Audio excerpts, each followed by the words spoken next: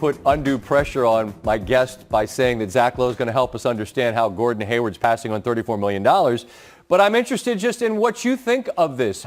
In my sense is you must have an idea that there's something out there beyond, whether it's as much money or not, regardless.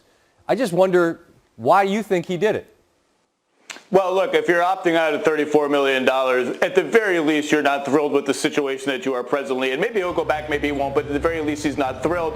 And yes, I think that he probably has a good idea, as do his agents, that either a team with cap room or a team that can trade for him at a sign-and trade, you exchange some annual salary for a long-term security, and maybe a situation that you just like better than Boston for whatever reason. We really don't know what the root of all of this is and why he's opting out of that money, because he's clearly not thrilled with Boston, but, we're going to see.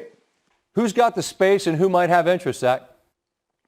Well, that's the interesting part is Gordon Hayward instantly becomes the single best free agent on the market, and I think almost every team with cap room has some level of interest. So that's really Atlanta, New York. I think Charlotte especially is a team to watch for. And then you open up the market to teams that can sign and trade for him. So you don't have to have cap room to do a sign and trade if you have stuff that Boston maybe likes and everyone's willing to accommodate each other. And I think it's no secret, I've said this already, Indiana has been dancing around the Gordon Hayward situation. I think they've had some interest in it. So that's another team to watch. Speaking of sign and trade, the big news early in the week, wow, look at the Bucks are getting all this help for Giannis, Bogdanovic, the attempted sign and trade. The NBA is actually now investigating that. Is this dead in the water? Is there any way this can be salvaged, Zach?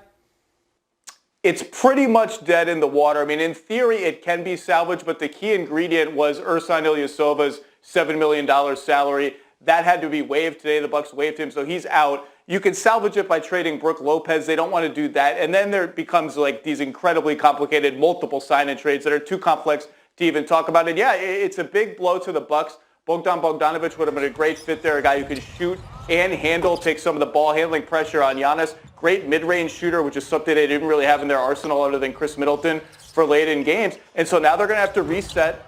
They have a little more money and a little more breathing room to spend now. They have a little more depth. They get Dante DiVincenzo back. So it's not like DEFCON 1 in terms of their team next season. They have more tools to fill it out, but it is a big, big blow.